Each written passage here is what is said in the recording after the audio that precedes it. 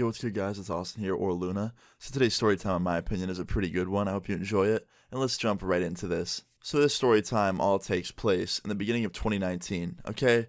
Now, 2019 was a cool year. I liked it. It was a fun year. It was, one of the last years we had before the world went into zombie land mode or whatever the hell we're going through. It was a fun year. I enjoyed hanging out with my friends. And today's story time is about one of those friends and something that happened with her. And it's pretty crazy, okay? So I have this friend. Let's just call her Katie, okay? Now, me and Katie are friends to this day. And Katie was a very outgoing person. And she was definitely the type of person where she will not let somebody walk all over her. So if someone disrespects her or shows any kind of disrespect towards any of her friends, she will be the first to stand up and basically call people out. And yeah, it's good to have an attitude where, you don't let people walk all over you. But at the same time, her attitude was on like another level. Like seriously, another level. Every time someone would disrespect her in the slightest, even if it was an accident, she would go right for the fight approach. Like, I remember one time this dude that we went to school with said that she was dressed like the main character from Blue's Clues, and he was totally kidding. It was a joke. He wasn't being serious,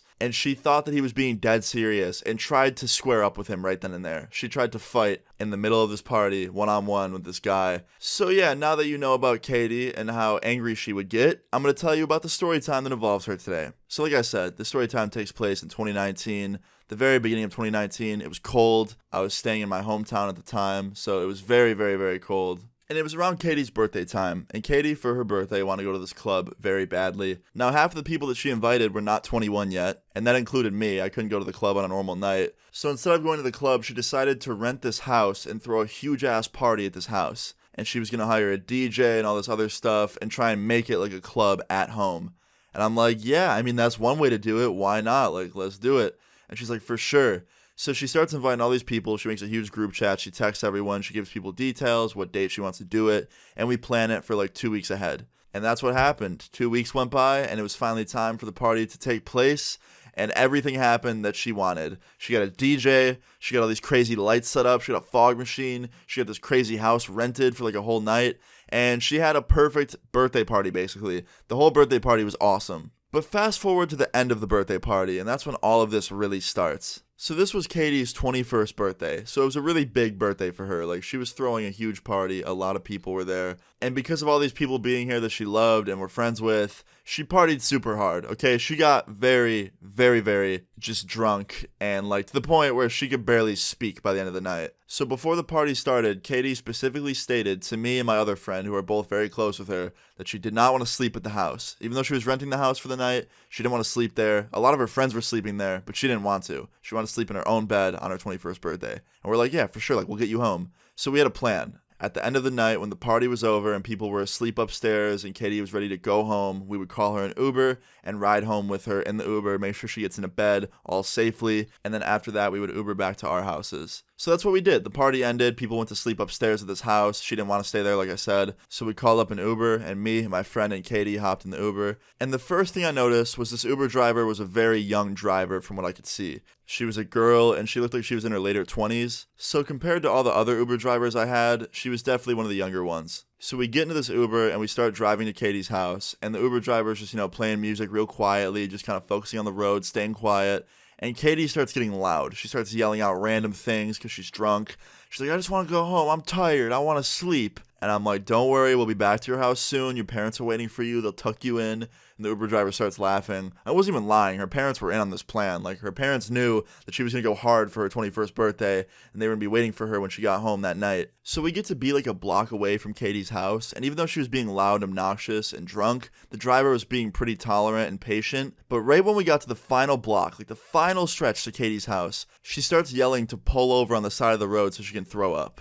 Now, my first initial thought was, ew, and my second thought was, yeah, she needs to pull over really quick so that she doesn't throw up in this Uber driver's car. So I lean over and I'm like, hey, like, could you pull over really quick? She has to throw up, and like, I don't want her to puke in your car. And she goes, for sure. So very quickly, she pulls over. Katie and my friend and me get out of the car, and, we're helping her, lean over and do what she needs to do without falling over, because she was very drunk, so if she got out on her own and leaned over, she'd probably fall. So we were holding her. So she ends up having to throw up for like 5 minutes, right? Like, we're waiting on the side of the road for a while, just like for her to be done. And the Uber driver starts getting very impatient. She's like, look, I have other rides to do. Like, can you guys please hurry up? And I'm trying to tell her, I'm like, look, like I get it, but I'm sorry, if she doesn't do this right now and we get back in your car without her being finished puking, your car is going to be a mess. And she was like, look, I don't have to drive you guys anywhere, so I think I'm just going to leave. And I'm like, no, please don't do that. We don't want to have to wait for another Uber. She's like, all right, we'll get in. So Katie and me and everyone get back in the car because this Uber driver was getting very impatient, and I get it. But, she should have waited just another minute. So, yeah, we get back in this car and we start driving. At this point, we're half a block away from Katie's house. Like, we're just about to pull in, basically. And all of a sudden, Katie throws up all over the back seat. And specifically all over my friend. Not me. It missed me completely. But all over my friend. And I can't lie. I felt bad, but at the same time, it was so funny. So anyway, my friend starts freaking out, and the Uber driver pulls over and slams on the brake, puts the car in park, and gets out and opens the back door and goes, "Get the fuck out of my car."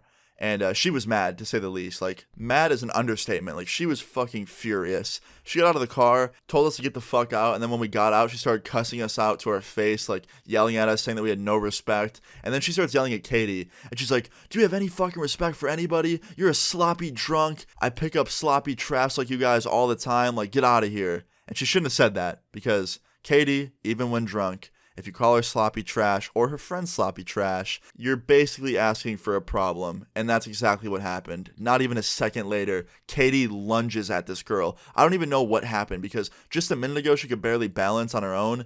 And then she lunged without anyone's help right at this Uber driver and swung at her. And it turned into a full-blown fist fight within 2 seconds. So me and my friend quickly jump in between them and break them up as fast as we possibly can. But it was too late by then. Somebody already pulled over and called the police, so we had to wait there for the police to show up. And like 5 minutes later, the cops show up, and they get out of the car and they walk up to us, and they're like, "Hey, what seems to be the problem?"